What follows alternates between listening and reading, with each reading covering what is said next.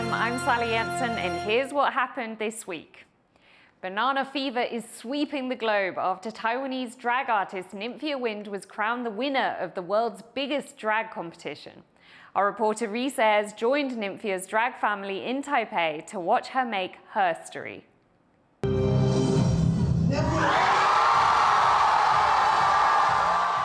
An explosion of yellow, and tears and screams of joy and pride as Nymphia is crowned the winner of RuPaul's Drag Race Season 16, an incredibly popular, award-winning reality show, becoming the first queen of East Asian descent to do so.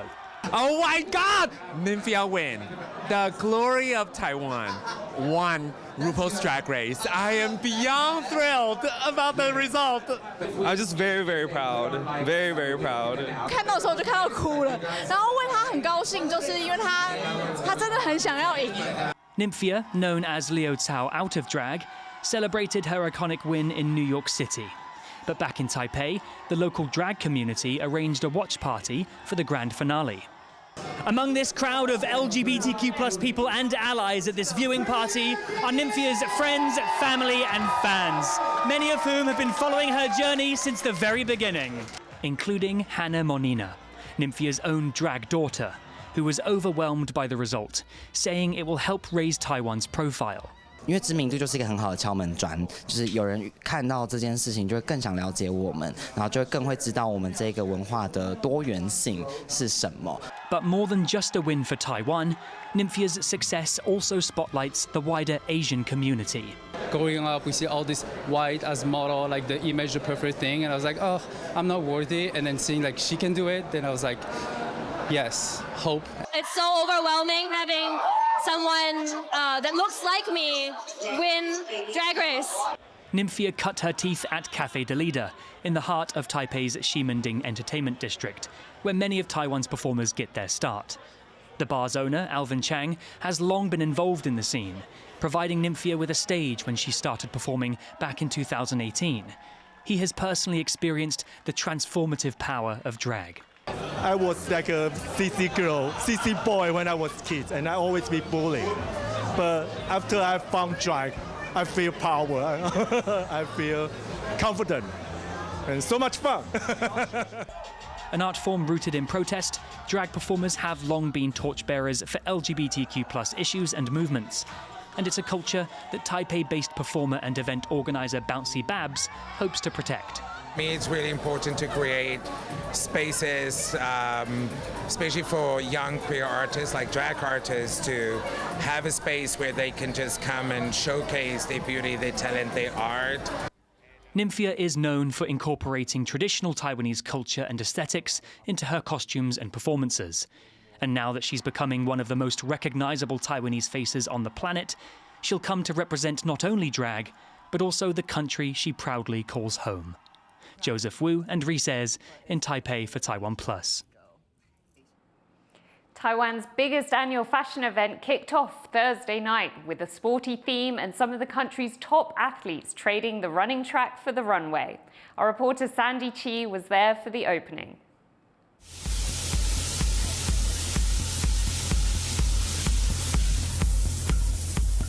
Doing warm-ups in front of hundreds of people, these athletes are not getting ready for a sports event. No, they're prepping to walk down the runway at the opening night of Taiwan's biggest fashion event. This is Taipei Fashion Week Autumn-Winter 2024, and this year's theme is Cultural Olympiad, echoing an international event being held at the same time as the Paris Games. The fashion show integrates elements of fashion, sports, and culture. 这一次 Fashion Show 的主题，我们选择了文化奥运，也就是说，我们希望在这个运动赛事背后，其实有一些文化的价值跟精神，包括在这一次里面，除了新增的这些运动以外，我们主张的是包括平权、弱势、性别这一类。Over 70 outfits from 6 local designers were featured on opening night. Putting together looks that match the theme wasn't always easy, especially for brands that normally aren't that sporty. Storywear is a zero-waste fashion, so everything should be upcycled and recycled. And it's really hard to apply synthetic fabric into this kind of a collection. But we are very fortunate that in Taiwan, there's a technology that using a cut-off fabric and remake into a brand new fabric. So it's using zero-waste fabric and making this very sporty collection. There were also outfits designed by Justin Zhou, the creator of the official uniforms for Taiwan's national team, that will be worn at the opening ceremony of the Paris Games. 其实运动是一个媒介，它不是一定要运动穿得很像运动，它是有更多进到生活、进到伸展台。所以我希望透过这一次，能够让大家知道，其实台湾的文化价值能够展现在不管是奥运的进场服或者伸展台上面。Over 10 of the models gracing the runway are Taiwan's top athletes, with 3 of them preparing to compete in the Paris Olympics. These Olympians include shooter Wu Jiaying, weightlifter Fang Wanling, and taekwondo athlete Luo Jialing. 其实这次算是第一次参与台北时装周，那自己本身也是非常的期待，然后也非常的兴奋。因为这是我第2次参加台北时装周，只是比较不一样的是，我上次是来看秀，然后这次是来走秀，是一个非常不一样的体验，然后自己其实也是蛮紧张的。Despite feeling nervous before the show, these athletes gave an all-star performance on the runway. Hundreds of spectators were there to witness Taiwan's vibrant and diverse cultural spirit expressed in fashion. While opening night is over, Taipei Fashion Week will run through April 29th with a variety of shows and exhibitions. Kama Xu and Sandy Chi for TaiwanPlus. Next to tech news this week, where a Taiwanese high schooler has designed a free earthquake alert app, and it's already had hundreds of thousands of downloads. Irene Lin has this report. 地震速报 That's a warning that could save lives. It's a new mobile alert app that is proving popular in Taiwan, with more than 300,000 downloads in just a few weeks. It comes as Taiwan experiences hundreds of aftershocks following a magnitude 7.2 earthquake that struck the country in early April. The largest of these, a 6.3, toppled 2 buildings in Hualien on Taiwan's east coast earlier this week. In both cases, many residents did not receive a government-issue notification on their phones. And as the shocks continue, people in search of a more accurate, effective alert system are now trying this app. Its developer, high school student Lin Ziyou, did not expect such a big reception. 用户暴增的，真的让我非常感动，因为我从来没有想到说从零开始学的东西，到32万个人下载，我觉得就是在梦里面都没有梦过的事情。Lin has been interested in natural disasters since he was a kid, and taught himself to code by watching YouTube videos. He was able to program his own apps after just a year and a half of study. Lin says the government alert system doesn't report smaller earthquakes and often fails to report big ones. He says he wanted to create an app that allows people to be better prepared before the next major tremor comes. 它是采用我在网络上找到的一款电脑上面的地震测报软体，它会在有任何比较小的地震，有4.5规模4.5以上，或是预估震度3级以上的地震就会去做推播。Lin is still finishing up his senior year of high school. He says he hopes to keep working on and improving the app when he goes to university, and to one day collaborate with the government, helping people in Taiwan stay one step ahead of the next natural disaster. Klein Wang and Irene Lin for TaiwanPlus. Driving with more distractions, Taiwan-made screens are now being trialled in vehicles, but there's debate over whether they help improve traffic safety or make it worse. Chris Gorin explains. Screens, they're everywhere. In your living room, on your desk, in your pocket, even on your wrist. And there's more coming your way. We have a lot of bendable, flexible, transparent, things that displays couldn't do in years past. And Taiwanese companies are hoping to bring screens to people wherever they can. This is Touch Taiwan, a convention for display technologies. Displays have been one of Taiwan's fastest growing exports this year. And among the technologies relevant to everyday life that have been getting a lot of attention are vehicle displays, both for inside and outside the car. In the next generation of cars, screens might take up the whole dashboard, roll up inside the seat, even take up part of the side windows. But do these high-tech screens improve the driving experience? Not according to the research. Studies from the UK and Sweden have shown that using touch screens is even more distracting than using smartphones while driving, and it makes people worse drivers. Those touch screen and big screens are definitely a distraction, but the automakers have been implementing this strategy for the past few years, mostly for cost-saving strategies, because they don't have to install physical buttons and dials.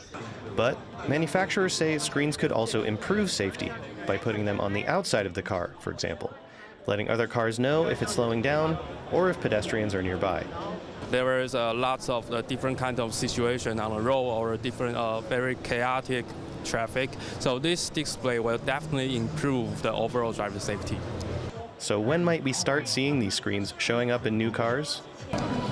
For micro LEDs, that's still an industry secret, but sooner than you think, that's all I can say. Whatever your opinion is of having more screens in and on cars, it seems that they're coming. So new car buyers, buckle up. You're in for a long ride into the future. Ryan Wu and Chris Gorin for TaiwanPlus.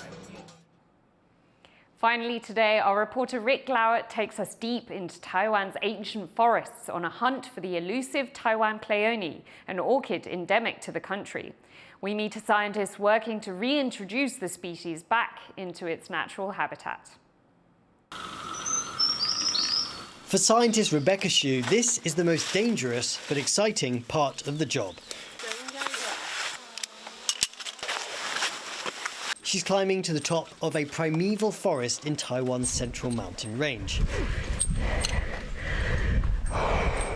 looking for the Taiwan Pleione, a colourful native orchid now rarely seen in the wild. Spotting the flower is an indication for Xu that this forest is healthy, despite the environmental challenges it faces. 就很喜悦啊，对，如果对啊，像我第一次2014年来这边哇，看到的时候真的是无法形容，对，到现在还可以知道还可以感觉那种喜悦，对，很兴奋，对，然后它就是充满生命力啦。 The flower can thrive in wet and cool climates like that of Taiwan's mountains, but its beauty has put it at risk of disappearing. Forests like this were once dotted with the delicate white and pink petals of the Taiwan Pleione. Soon after it was identified in the early 20th century, it became popular with florists and botanists worldwide. The flower was harvested from Taiwan's hills in great quantities and shipped abroad. It is renowned in Europe for its ornamental value, and environmental laws here now forbid people from taking the Pleione from the mountains. But the orchid is facing a new challenge, a rapidly changing climate. Taiwan, in a relatively small area, combines a lot of biodiversity, which means that a relatively small-scale climate-induced disasters, like a prolonged drought or forest fire, can destroy a very delicate pattern, a system. And that's very difficult to recover. To better understand the changes that Xu suspects are behind the decreasing number of flowers, she's installed this weather station in the forest branches. 我们是一个旁观者，就是我们是负责，我觉得我们科学家是负责做翻译，就是因为大自然它也不会说话嘛，就是我们是观察，然后把它翻译，然后把它传达出去。 The Taiwan Pleione blooms for just a few days before its petals fall to the forest floor. It's a fleeting beauty that reflects the fragility of this woodland.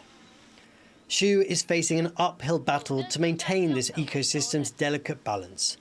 But she believes that if people understand and appreciate the intricacies of these natural surroundings, they will join her in the fight to save them. Luffy Li, Leon Lien, Peachy Zhuang and Rick Lauert in Yilan County for TaiwanPlus. Thank you for watching Here's What Happened. Finally, we leave you with images of the first ever flying fox rescued in Taiwan. The endangered baby is just 2 weeks old. I'm Sally Jensen. Take care and see you next week.